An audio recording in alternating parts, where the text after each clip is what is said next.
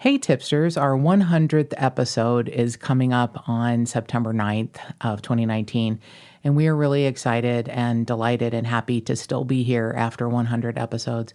And we're giving away a exquisite 20-ounce tumbler by Southern Girl Creations. We have several of her items in our home and we love them all. This tumbler has our logo on the front. It can be used for hot or cold drinks. It comes with a straw, not a plastic straw you throw away or shove up a turtle's butt, but a really awesome forever plastic straw. Really nice, strong plastic straw. Great lid with the sippy cup slide. You can move it for coffee or a cold beverage. It's so versatile and beautiful, and it comes with a $10 Starbucks gift card. So if you would like to be entered for a chance to win this really awesome tumbler for our 100th episode, you have to go old school and either email us at jttipsters@gmail.com and say, I want to win the tumbler, and we will put you in a drawing. Or you can call us and leave a voicemail at 832-TIPSTER. That's 832-847-7837. Leave your name and even just your phone number. And if you win, we can call you and get your address. So happy 100th episode, and we wouldn't be us without you. Thank you, Tipsters. This episode of Just the Tipsters is sponsored by Clean Spa Bath & Body. That's clean with a K. Cleanspa.com. Clean Spa. Prepare to smell delicious.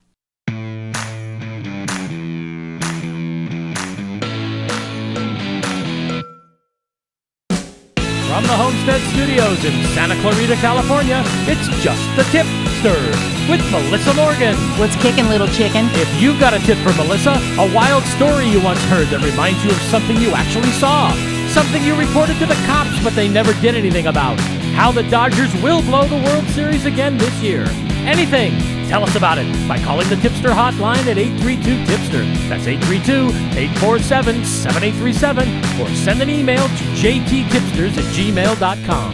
You just might hear your tip on the podcast. And now here's your host.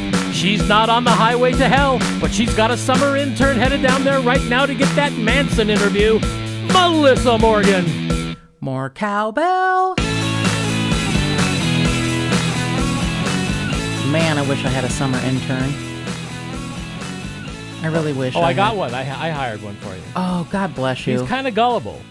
Yeah, if he's on his way on the highway to hell to interview Charles Manson. Yeah, he really wants, a permanent gig. So he's ambitious. Have you invited him snipe hunting He yet? may not come back, Okay, but he's gonna try to get that interview. Yeah, you should invite him snipe hunting, as my grandfather did to me as a child. Yeah, my dad was a Boy Scout leader. He was a troop leader.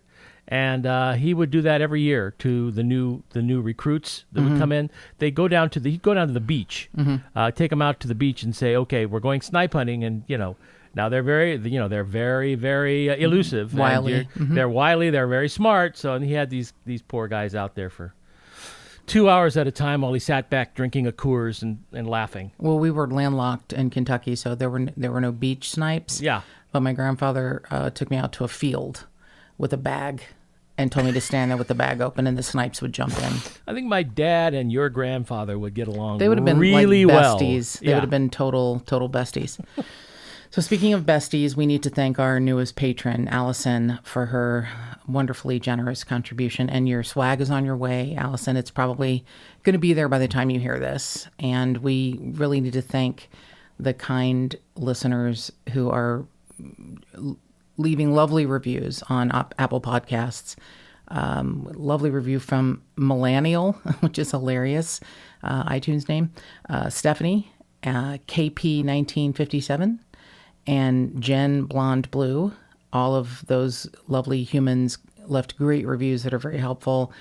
I want to thank Tipster Becca for emailing a great idea for an episode in the future that we'll be covering, and Tipster Jen for thinking that we had a dislike of Malibu.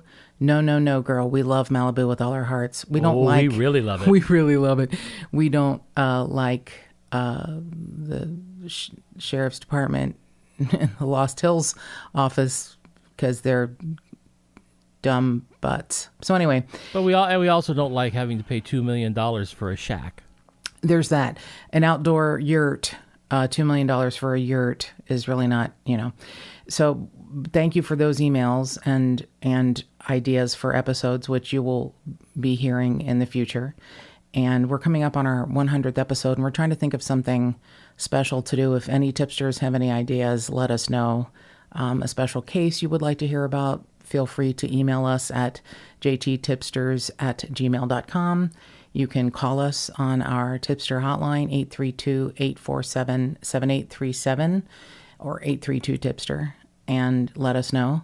And if you have time, we understand it's not always, feasible in your budget to contribute to Patreon. Please consider doing something that costs nothing but is priceless to us, which is giving us a written review on Apple Podcasts or a rating, a 5-star rating, which is really helpful. Or both. Or both. Actually, if you write a review and you give it 5 stars, it counts, but you don't have to take the time to review. We would like it if you did, but you don't have to. So I don't know about anyone else, but the heat is about to kill me, and it's about to kill my skin. So it is a very important thing to take care of our largest organ in our body, which is our skin. And no one knows more about taking care of skin than Jennifer Hardaway and her fantastic products from Clean Spa Bath and Body. Her, products help us with everyday living that causes our skin to sort of naturally dry out, depending on where you live. We live where it's 8,000 degrees, but there's not a lot of humidity. So, our skin ends up craving moisture and it needs to be replenished on a daily basis. And Jennifer knows how to do that and how to help us do that. So she has a fantastic product in her Clean Spa line called Extreme Moisture Shea Lotion. And if you, need more intense moisture, there's the Whipped Shea Body Butter or Exotic Butter. Those are a little more intense. And like all of Clean Spa's products, these moisturizers are made with healthy, natural-inspired ingredients, all available in literally dozens of natural scents, like creamy coconut, ginger tea, or vanilla sandalwood, which is one of my favorites. But you can also custom blend your own personal scent, which I love. One of the things that's so amazing about Jennifer's products is that you can make it to your liking, or what's going to be your loving, because you're going to end up loving her products. So make sure you enter promo code TIPSTERS at the checkout to get 15% off your total order. And there's always free shipping on orders of $85 or more. And remember, that's clean with a K, cleanspa.com. Clean Spa, prepare to smell delicious. And this episode is one of the most twisty-turny things in the world. And it came up in my mind, and it was buried so far, but it came up in my mind when we were talking about last week's episode with Mary Vincent. And the man who assaulted her was Lawrence Singleton, who is a monster, and was a monster before he died, but still a monster in the afterlife. And he had a look that was very close to an actor named Lawrence Tierney. This is how my mind works. It's like a really fucked up game of chess, and all the chess pieces are in the shape of unicorns. So I'm talking about Lawrence Singleton attacking Mary Vincent and attempting to kill her, and finally killing a sex worker in Florida where he went back to live. And I'm thinking, oh, Lawrence Tierney, I got to talk about that. So we'd like to have an unsolved case at the end of every month, at least one unsolved case a month. Sometimes we end up doing 2. If it's a month with more episode days that we can drop, we can include another one. Sometimes they've come at the beginning of the month just for time reason, for someone who is maybe hasn't been missing that long. And we know hopefully people will be keeping that more in the front of their mind and searching for them. But chances are, even the LA County Sheriff's Office says that chances are this case probably won't be solved. But you know what? I am some sort of crazy optimist who is holding out hope. And I will explain my very tertiary involvement in this case. But it still lands in the back of my head and stays there. It sticks like glue to the back of my weird, fucked up, medulla oblongata, because I just love me some mysteries and true crimes. So this is the case, the unsolved murder of Karyn Kupcinet. And I know most of our listeners are so young. They're going to be like, what the fuck is she talking about? You're not going to understand or recognize most of these references, but let's just say you're some sort of a, history buff, or you like old Hollywood stories. You may find some things in here that ring true. And it starts a long time ago, the history of Karyn's family, how she kind of came to prominence, and comes all the way up to the 2000s when someone passes away who may or may not have been involved in the case, but has a real fascinating history, and it involves a lot of Hollywood names, television, journalism, sports broadcasting, a presidential assassination. It's kind of got everything. It's kind of got it all. Wow, I'm in. So let's start, because producer Mark is 1,000 years older than me. I thought he might. Hey, a couple years older than me. I Thank thought he might have heard of Irv Kupcinet, but he was like, I don't know what you're talking about. So we're starting with Karyn's father. Irv Kupcinet is like a pioneer of TV, radio, sports, journalism, and just not that well known, I think, now. But hopefully there are people that will recognize his name. He was a very ambitious, cool dude. He's born in 1912, and he didn't die until 2003. But he was, on his high school, he was the editor of his high school newspaper. He was his class president, and he went on to get a football scholarship to Northwestern University. But his, and then after college, he was signed by the Philadelphia Eagles in 1935. But his football career was sort of cut short because he had a shoulder injury. And because he had had this love of journalism in high school, he got a job as a sports writer for what is now the Chicago Sun-Times, but at that time was called the Chicago Daily Times. So he was a sports reporter and he loved it. And then the editor let him write a short column besides his sports column called People, and just called People. And then it eventually turned into what became known as Cup's column. Now his name is, he and his daughter Karyn, their last name is spelled Kupcinet. So Irv Kupcinet and his daughter Karyn Kupcinet, which she chose to spell it Karyn because her real name is Roberta, but she went by Cookie. Well, that's not confusing at all. No, I know, but she changed it, and it makes sense because she had, an acting career on her mind, and Karyn Kupcinet flows a little better than Roberta Kupcinet. I get it. I get why she changed it. And I love that she spelled it with a Y. That's pretty interesting. So Irv Kupcinet, is writing in Chicago newspapers. He's very well known. His column gets syndicated in like 100 newspapers around the country. The Chicago Sun and the Daily Times merged to form the Chicago Sun-Times, and he's kind of the king of journalism in Chicago in the 50s. So in 1952, he becomes a television pioneer when he in the talk show genre, and he lands his own talk show. In 57, he was one of the hosts that they would go to replace Steve Allen when he was on vacation or out. And that was before Jack Parr was brought in. But he ended up having his own talk show that ran from 1959 to 1986. And it was syndicated in like 70 stations across the U.S. He won, 15 Emmys, a Peabody Award. So he was, kind of all over. He was in, I haven't even gotten to his radio broadcasting.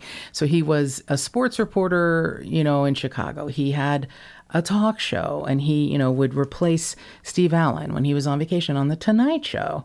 And then from 1953 to 1977, he provided commentary for the Chicago Bears for football games. And apparently he was known for this, signature phrase, "That's right, Jack." Like, I guess he talked, I don't get the whole thing. That's right, Jack. Yeah. I guess something like that. Something like that is my guess. So he and his wife have a daughter, and Roberta Lynn, and she changes her name to Karyn. And probably her mom was fine with that because her mom wanted Karyn to be in movies. Now, she gets a little bit of a leg up because her dad being in the, kind of in the world of all of this, like his People column, hers, Cup on the City column, whatever. It was about nightlife and, famous people coming to Chicago and blah, blah, blah. He actually was friends with Jack Ruby, coming into play later. But friends with Jack Ruby. Wow. He was friends with a lot of producers and directors, and he actually made cameo appearances in 2 Otto Preminger films, also coming back into play later.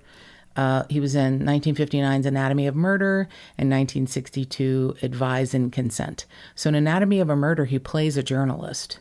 He plays himself. And then... That's a great movie. Yeah, so he's there are a lot of beautiful tie-ins to Hollywood. I wish it weren't under the umbrella of a murder, but there are so many great ties to old Hollywood in this story, which you'll hear as we go along.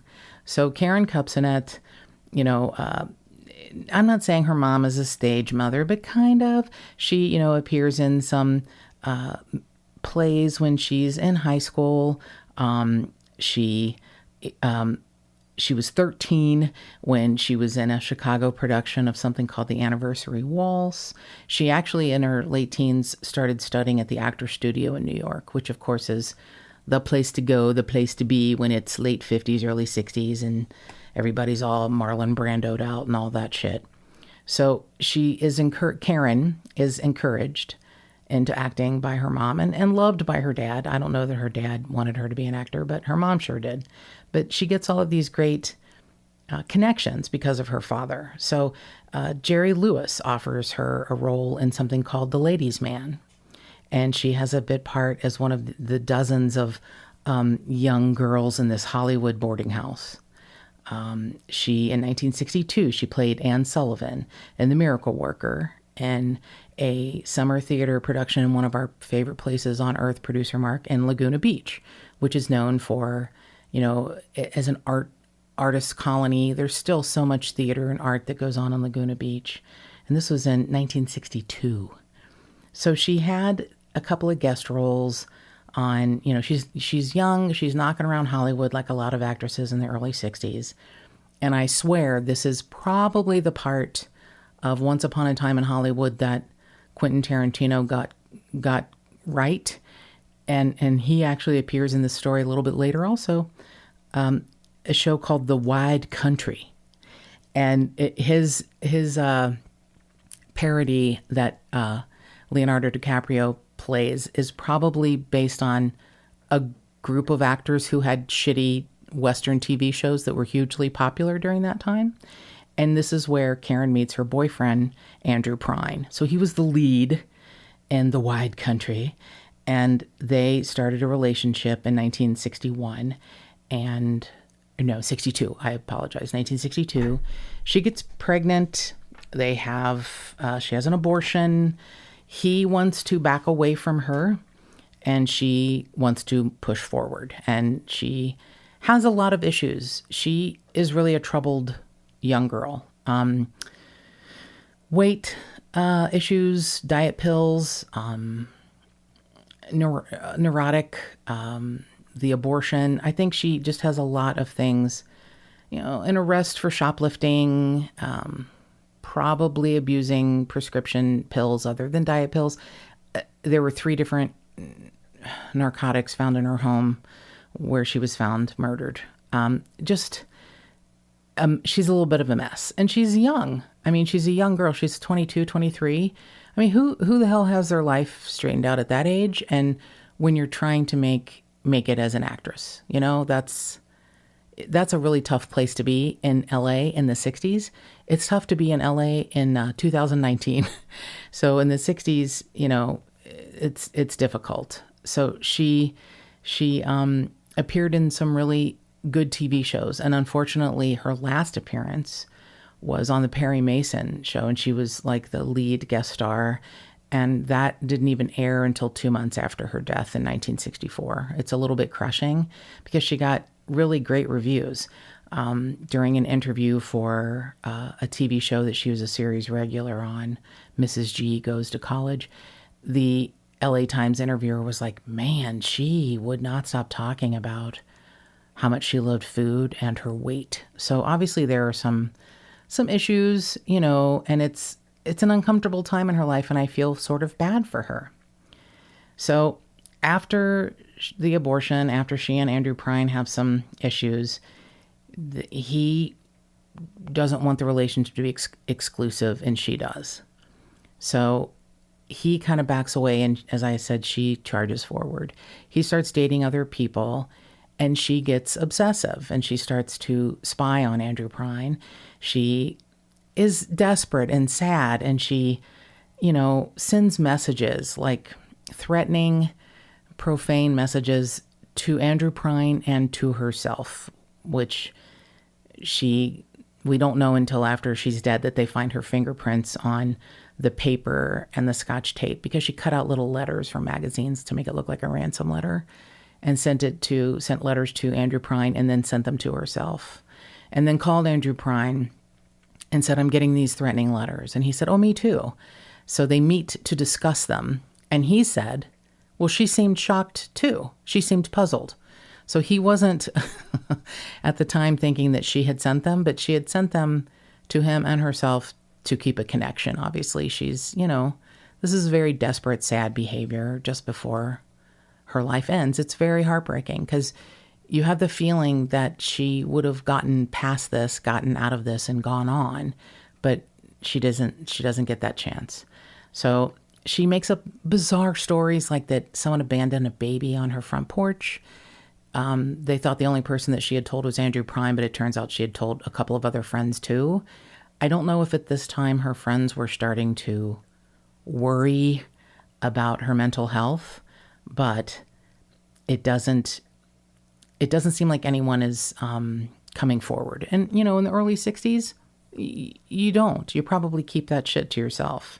But she was obviously going through some shit. So the last day of her life, which is probably the Wednesday before Thanksgiving, because she wasn't found for 3 days, but that's the last day that we can hear people that were with her and saw her and know that she is alive. So she is invited to dinner at her friend's house, Mark Goddard, and his wife, Marcia Rogers. Now, Mark will be a cast member on Lost in Space in the future.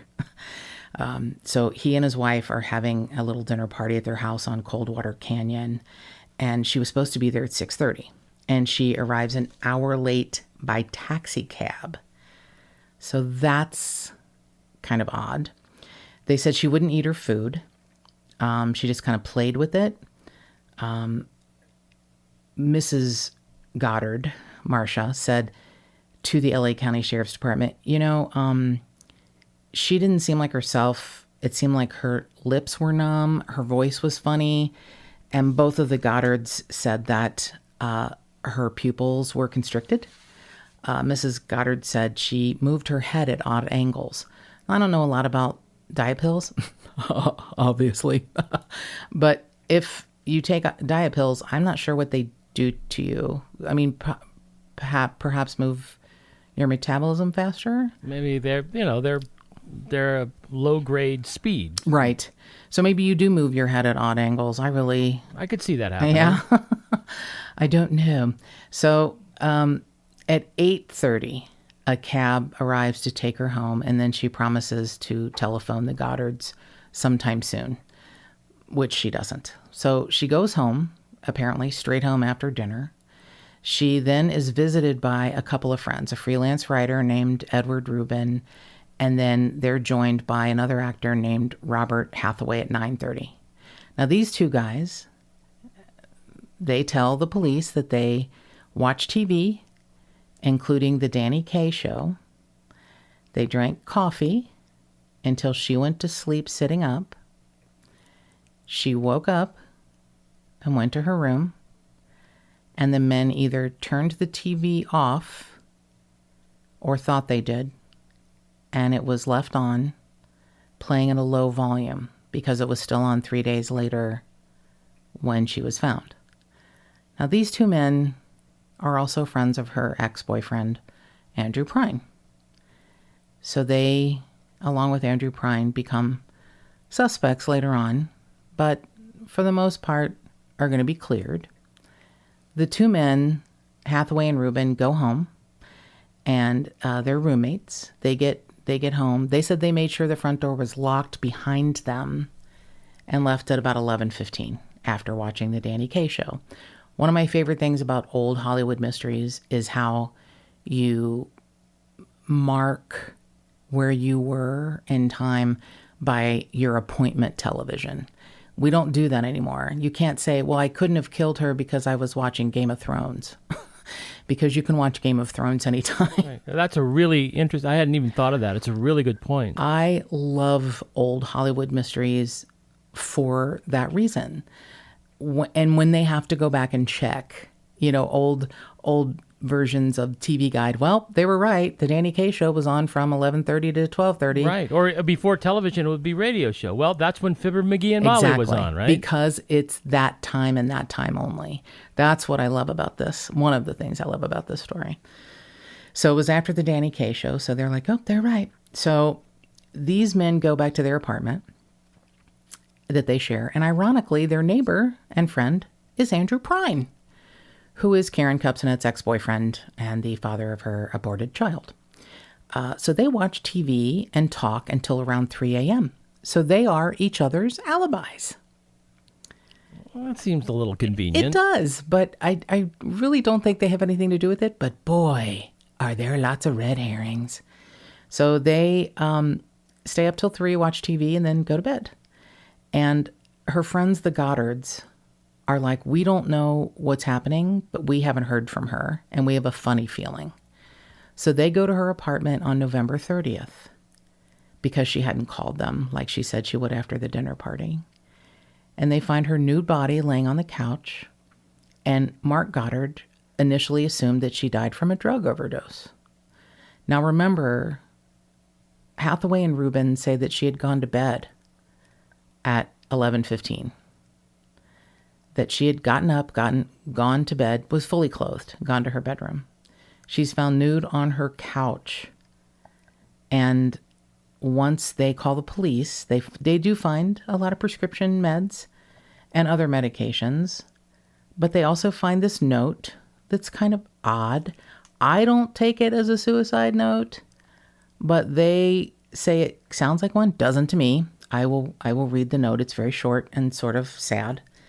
But the coroner at the time, the LA County coroner at the time, Harold Cade, said that it was homicide because the hyoid bone in her neck is broken, i.e.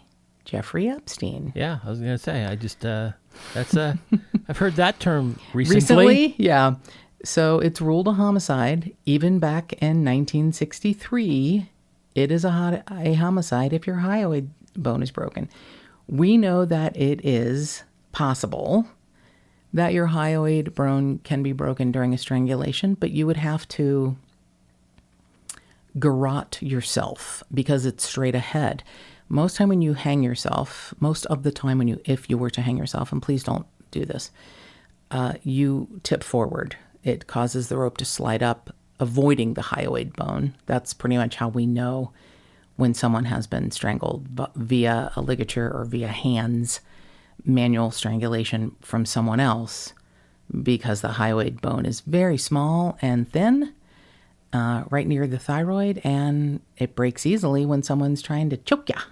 So it's very interesting that this is, considered a homicide pretty quickly a homicide. And like I said, Andrew Prine, Robert Hathaway, and Edward Rubin are all considered suspects at one point, and then sort of, I don't want to say exactly cleared, but they're never sort of, mentioned again. So the LA County Police, or the LA Police Department, LA City Police Department, thinks that Andrew Prine had a reason to be angry at Karyn Kupcinet because of the abandoned baby story and because that he had figured out she had sent the notes. And I just don't think that's true. And I don't also think that's a big enough reason. Yeah, that's why would he kill her over that? Right. It's kind of like, oh, you poor sad thing. You're madly in love with me and you're going to, send me these terrible things and then I'm going to kill you? That's not a good enough reason in my mind for murder. It's just not. So the note that the police found in her apartment is, in my mind, a really sad note and not a suicide note. And she had written down, "I'm no good. I'm not really pretty. My figure is fat and I'll never be the way my mother wants me to be. Why must I be so alone? What's the use of living with nothing to believe in? There's nothing, only phony motives, selfish egoists, selfless people, fat heads and drunks, and I want out. I like President Kennedy, Bertrand Russell, Theodore Reichs, Peter O'Toole, Sidney Harris, and Albert Finney." Now, That's quite the mixed bag. It's a mixed bag. I think it just shows someone with depression and mental issues. It doesn't. Do you end a suicide note naming the people you like? No, that's the part of the beginning. I thought, well, that kind of sounds like a suicide note, but not the end. I think because I must have written in my life 1,000 times, "I'm no good, I'm not pretty, my figure's fat, why must I be so alone?" I must have written that 100 times in journals that I hope no one finds, but I didn't kill myself. I think it's just she's young. She's this young person who's got a big fucking full life and a lot of pressure on her that obviously, she has to know she's going to live with because she wants to be an actress. But anyway, that I didn't feel like that was a suicide note. And even though the Goddards said her eyes were constricted, her pupils were constricted, she talked numb, they were like, she is a happy, vivacious girl. She's not the kind of girl to kill herself. So it's like, okay. They didn't exactly change their story, but I don't know. Anyway. So in the meantime, Irv Kupcinet has his hands full because not long after President John F. Kennedy is assassinated and his daughter is murdered a week later, there is a report released before the Warren Commission that says a woman dialed her local operator 20 minutes before the shooting of the president in Dallas and said, President Kennedy is going to be shot. What?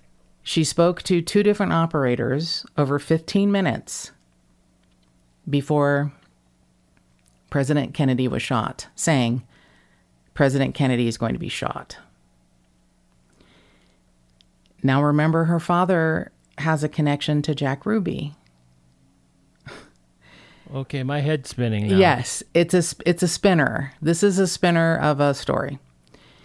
The call was placed from Oxnard in Camarillo. Oh, California. Yes. But it's about 50 miles away from Karyn Kupcinet's apartment in West Hollywood. But this author, who is this voracious researcher named Penn Jones, he had written a book called Forgive My Grief about the assassination of JFK, says that it's Karyn Kupcinet that made the phone call. And then Karyn Kupcinet is murdered 5 days later. Okay. Now, he has a very layered explanation. He believes, it's too hard to grasp, but he believes that Karyn Kupcinet was murdered by representatives of the Italian-American mafia who silenced her and sent this as a message to her father to remain silent about why JFK and Lee Harvey Oswald had been shot and who was really responsible. Wow. Now, Irv Kupcinet denies all of this. He's like, I had nothing to do with this. My daughter knew nothing about this. It's odd timing. And unfortunately, the phone call can never be traced because, of the time. They didn't have that technology to do that quickly, and there's no recording. Right. So General Telephone said that two operators, the supervisor said these two operators kept this anxiety-ridden, disturbed woman on the phone for 15 minutes. And then approximately 5 minutes later, JFK is shot in Dallas. Okay. That's very...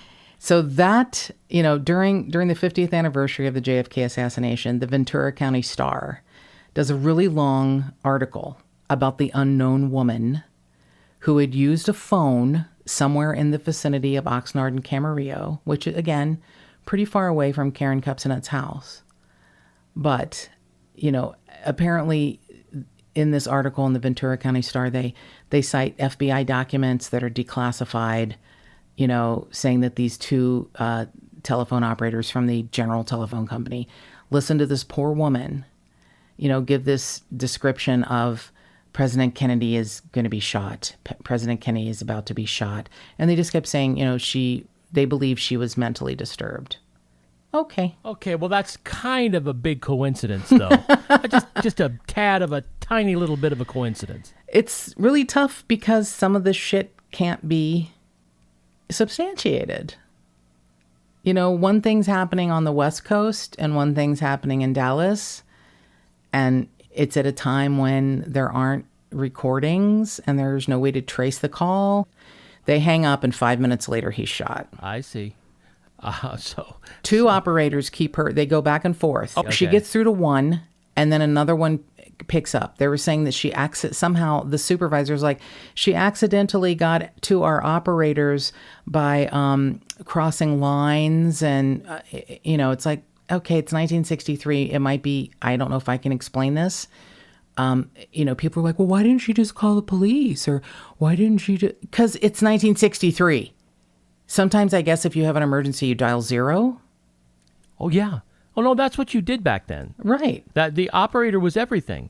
0 for operator, and actually, I'm old enough to remember we called it O for operator. That's what you did. Dial O. Yeah. Yeah.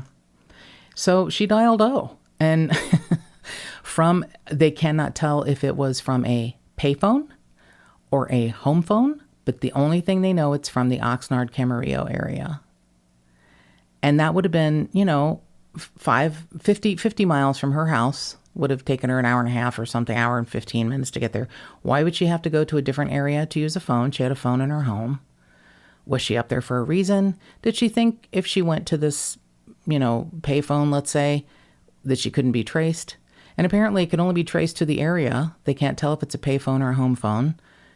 And two different operators ended up on the same line talking to this woman they thought was unhinged. And she's saying, whispering, alternating between whispering and gasping and crying and yelling, President Kennedy's going to be shot, President Kennedy's going to be shot. Okay. Right. Why have I never heard this before? Well, apparently it was part of it was in Oliver Stone's JFK. And Irv Kupcinet just goes off and is like, this conspiracy bullshit. I'll be honest, it was a really long movie. The only thing I remember about that is Joe Pesci's eyebrows. Yeah, how can you forget them? Because that's my fear. Yeah, that's my fear, that I end up with large black, it's not electrical tape eyebrows. That's my fear. I do. I wake up like, like someone's sitting on my chest because I'm worried that my eyebrows are going to look like. I'm not kidding. I mean, all I remember from that movie is that it was a large Oliver Stone fever dream with so much stuff in it Yes. that I couldn't make heads or tails of any of it. That's a great description. It is a large Oliver Stone fevered dream. And Irv Kupcinet is furious at the conspiracy that he just, and then when it became pretty famous, he just became even more furious. So NBC's Today Show broadcasts a list of mysterious deaths that happened after the JFK assassination in 1992. And the first person on the list is Karyn Kupcinet. And Irv Kupcinet is furious. And he comes out with, both barrels swinging. This is an atrocious outrage. She did die violently, but it's in a Hollywood murder case that's still unsolved. This list was published a year ago. It has no justification or verification. I think that's from the Penn Jones book. Karyn can no longer suffer pain by such an inexcusable mention, but her parents and her brother Jerry can. And I think that's a good way to end his fury, is saying, look, she's gone and she can't hear the shit you're saying about her, but we can, her family can, and you're digging this shit back up. This manager of the Oxnard division of General Telephone Company said, a woman called and was whimpering and crying and said the president's going to be killed. And he said, the operators and I decided that she was disturbed. Besides the fact that the president was going to be killed, she mentioned several other things. Oh, really, Mr. Sheehan? Are those things important? Or is it odd that 20 minutes before our president was assassinated, she calls to try to tell someone? So he says, this is his explanation. I think she stumbled into our operator's circuits by misdialing. That's nonsense. He says there's no way to trace the call and that all he could say is that it originated in the Oxnard Camarillo area. And 5 days later, Karyn Kupcinet is found on November 30th of 1963 on Saturday, laying on her couch with the television turned on, very low volume, the coffee pot that the Hathaway Rubin boys had mentioned was there. A brandy snifter full of cigarette butts had been overturned on the floor. There's a cup of coffee partially consumed, and that was on a stand across the room. And she had been dead about 3 days, murdered by manual strangulation. So, here's where your intrepid reporter, Melissa, comes into play. Cut to 1992. I'm working for some producers. I'm an assistant to a literary agent, and he shares an office with two producers. Now, the way the world works, everything old is new again, as we can see with every movie that's being rebooted, that because no one can come up with a good story. So these two old producers, one of them was John Newland, who was the host of One Step Beyond. So it was kind of the poor man's version of Twilight Zone. Yeah, it was on in the 60s. Yeah. So John Newland was the host. Tall, attractive, interesting, kind of a vagina hound. Had been married numerous times. Had this wife who I think, he was in his 70s when I knew him. Had this wife who I think calmed his ass down a little bit, but he still had an eye for the ladies because he was always flirty, weird, whatever. But he one day, I think I must have been raving about Reservoir Dogs because that had come out in 1991 before I had left to move to Los Angeles. So I had seen Reservoir Dogs in Cincinnati. And I thought it was the most amazing thing I'd ever seen. I still remember to this day the opening scene of the blood swishing around in the back of the white back seat of the car. I think it was Tim Roth's blood, maybe. Yes. Yeah, the most amazing opening scene, and I hate things that go out of order time wise, but no one really can do it as beautifully as Quentin Tarantino. He really does a great job of time jumping, and I don't like it at all because I get confused when things go in a linear fashion. So when they go back and forth time wise, I'm like, what? But that I still to this day remember that scene. It was like it was the most beautiful, exquisite, horrible, shocking opening to a movie I had seen to date. So it's 1992. Melissa's like do working at this literary agency, and John Newland was like, oh yeah, Reservoir Dogs, Lawrence Tierney, he killed that girl, I'm like, what? What? What are you talking about? You mean Joe? Old man Joe, who gives everyone their assignments and tells Steve Buscemi he's Mr. Pink because he tough shit? No, not everyone can be Mr. Black. Michael Madsen? What are you talking about? Kill what girl?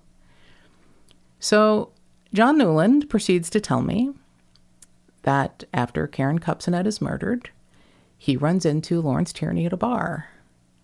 And Lawrence Tierney is drunk and going on and on about Karyn Kupcinet being murdered. And at one point he said something, and John, who was a really smart man, said, oh my God, you killed that girl, didn't you, Lawrence? Now, if you're Lawrence Tierney, you get really upset.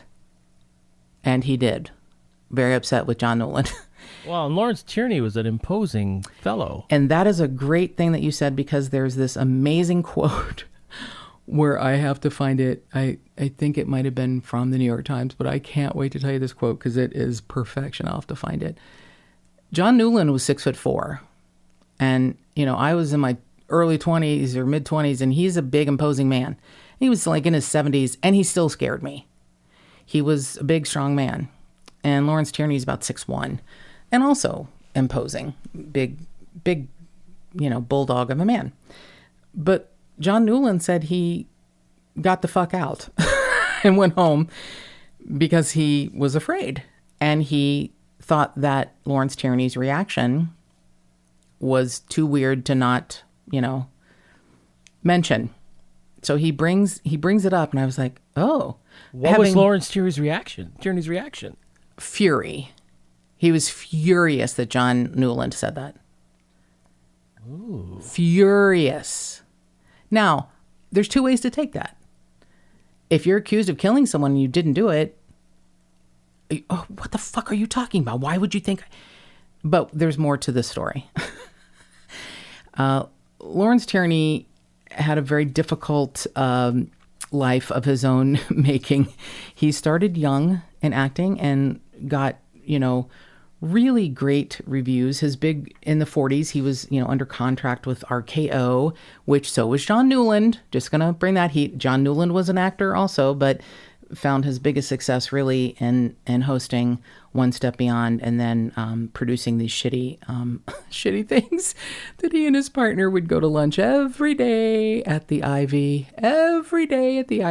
and talk about their shitty projects, trying to revamp them. And just a side note, one of my favorites was they had all these framed posters all over the wall, of course, from all their films that they had done, mostly really bad TV films. But my favorite was the Arch of Triumph. Pronounced the Arch of Triumph. And I was like, it's not Arc de Triomphe? No, it's the Arch of Triumph. That's good. Alrighty then. I mean, I guess you can look it up and find it. Moving on. Yeah, I guess you could look it up and find out, where there are some things about the story that you can find. There is a Kindle version of a book called Karyn Kupcinet Strangled Hollywood Beauty, and that's written by Robert Gray Reynolds Jr. And the book by Penn Jones, Forgive My Grief, is it's self-published. So that's why I'm a little like, I don't really know. So here's another odd thing.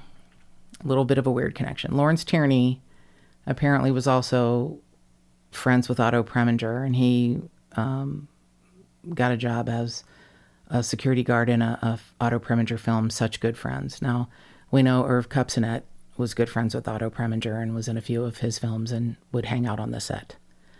I'm not saying Lawrence Tierney met Karyn Kupcinet that way. I don't know.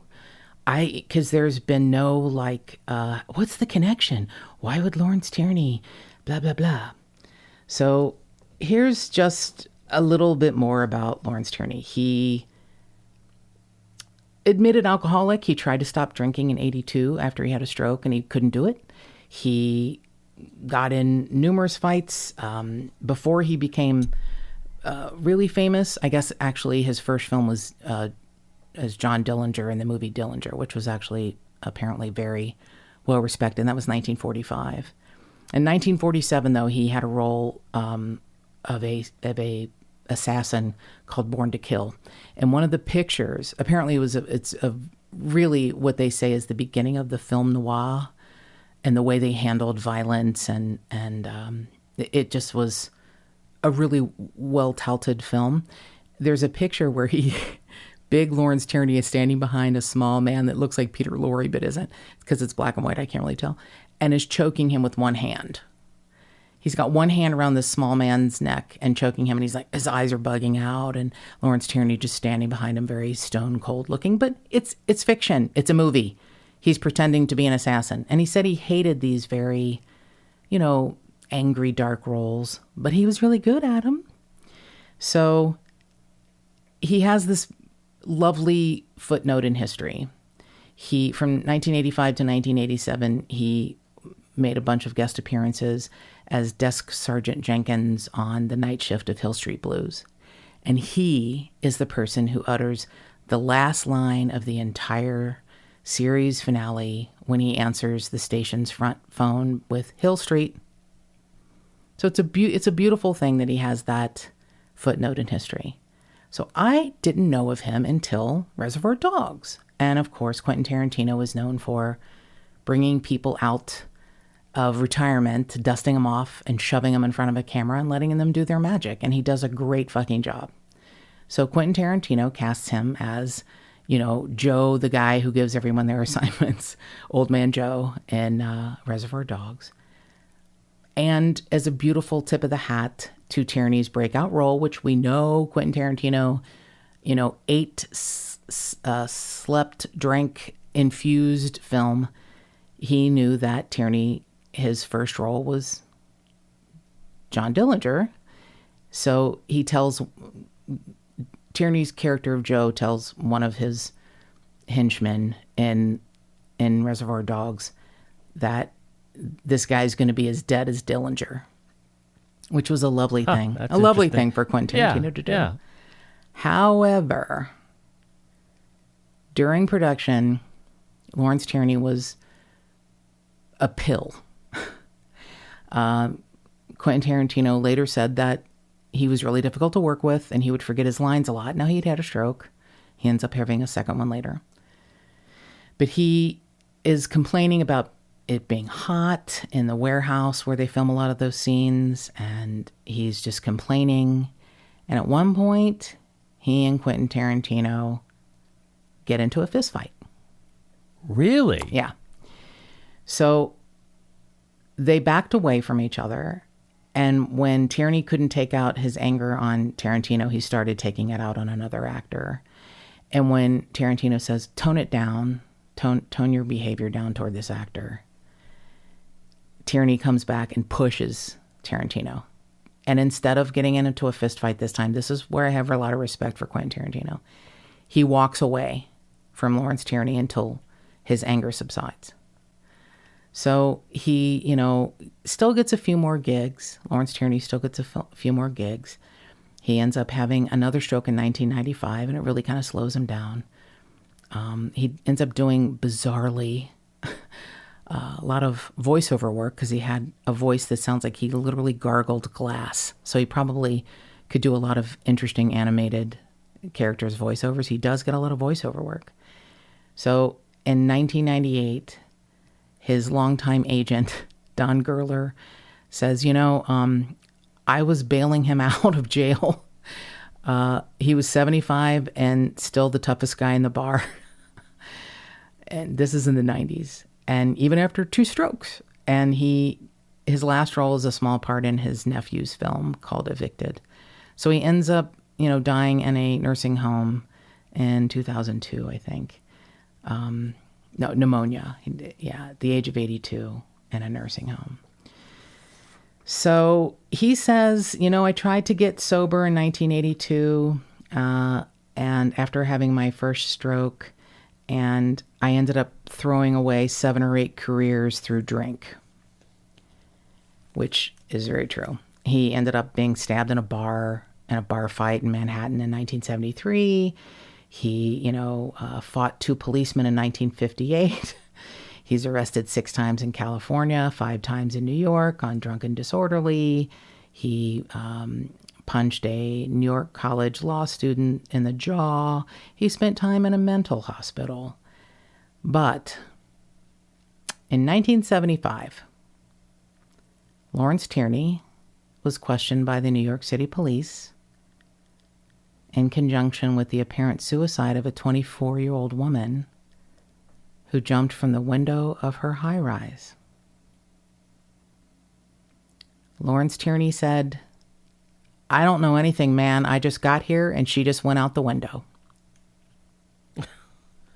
Was he in the apartment with her? Yep. Okay. And he was never formally arrested or charged with the young woman's death, which maybe he had nothing to do with. Maybe he opens the door to go visit a girl he's, having a fling with, and maybe she just jumps out the window. So, in 2005, New York Times critic David Kerr wrote that the hulking Tierney was not so much an actor as a frightening force of nature, which is an interesting way to describe him, maybe really close to the truth. And if you have any information on the unsolved homicide of Karyn Kupcinet, please contact the Los Angeles Police Department or send us an email or a tip, and more cowbell. You can send that tip to jttipsters@gmail.com or give us a call at 832-TIPSTER. That's 832-847-7837.